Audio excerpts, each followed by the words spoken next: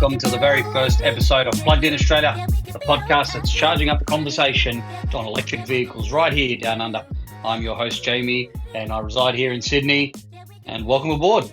This show is all about keeping you in the loop with the latest EV news, spotlights, charging developments, and what it all means for Aussie drivers. Whether you're already zipping around in a battery electric ride, eyeing a plug-in hybrid, or you're just curious about the shift away from pure petrol, we've got you covered. No fluff, just the facts with a little bit of local flavour, because the EV scene in Australia moves fast and we're here to help you stay ahead of the curve. So let's dive straight into this week's headline.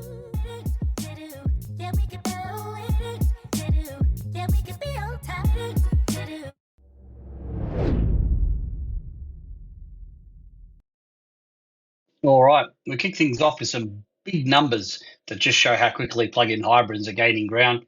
The BYD Shark 6 Ute has officially become the highest-selling plug-in hybrid model in Australian history, for a single year no less. In 2025 alone, over 18,000 units found new homes, outpacing long-time favourites and even surpassing the lifetime FEV tally of the Mitsubishi Outlander, which has been on sale here now since 2014. That's a massive statement for a model that only hit our shores at the start of last year. Priced significantly lower than many competitors while offering mature hybrid tech from day one, the Shark 6 tapped into a strong buyer interest, especially amongst those wanting huge practicality with electric efficiency for shorter trips. It's now sitting comfortably as a top FEV seller, well ahead of the C-Line 6 in second place, with more affordable Chinese brand options on the way, including variants from Chery, Geely, and others.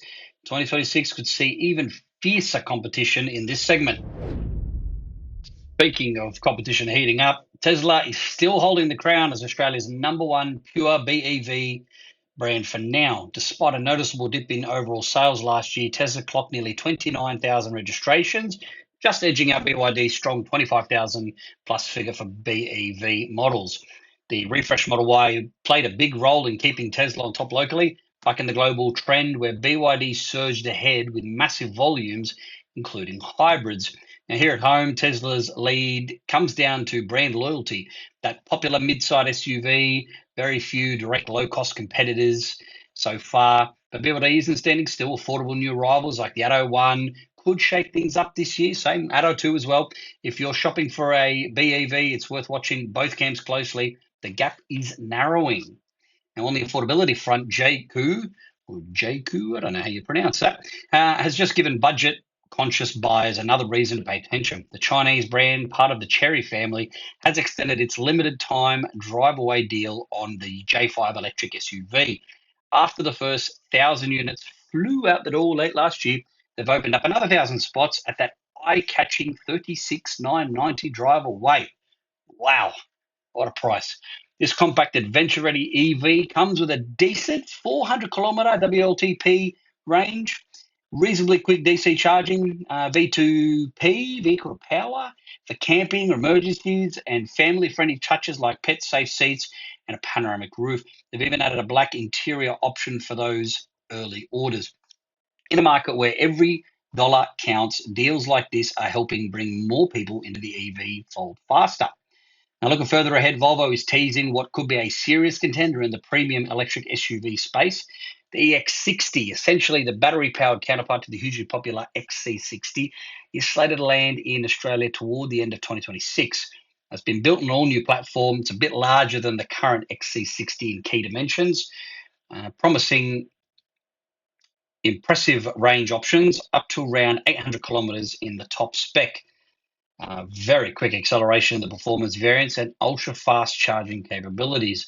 Volvo is calling it a game changer thanks to smarter manufacturing techniques that cut weight and the environmental impact, plus next-level cabin tech, including AI-assisted interfaces for buyers who want luxury, safety, and long-distance confidence without range anxiety. This one could reshape the mid to large SUV segment when it arrives.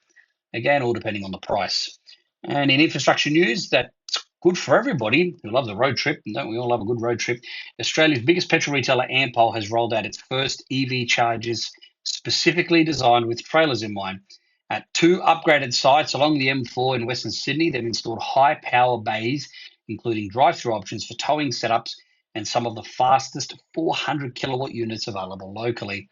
This is a smart move for encouraging more EV uptake beyond city limits.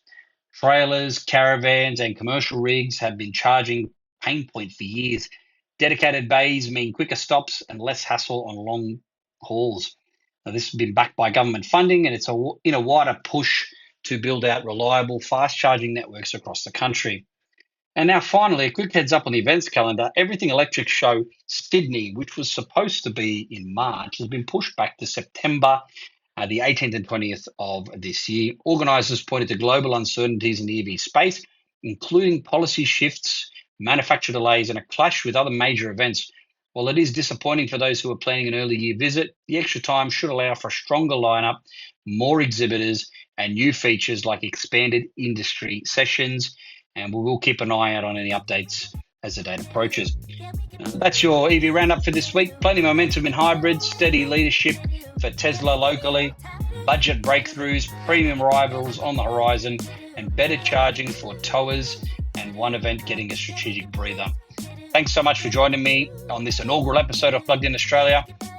If you're enjoying the show, hit the subscribe button on whatever platform you're on. It really helps spread the word. And next time, we'll dig deep into some of these trends and maybe spotlight a few listener questions. Until then, stay charged, drive safe, and I'll catch you.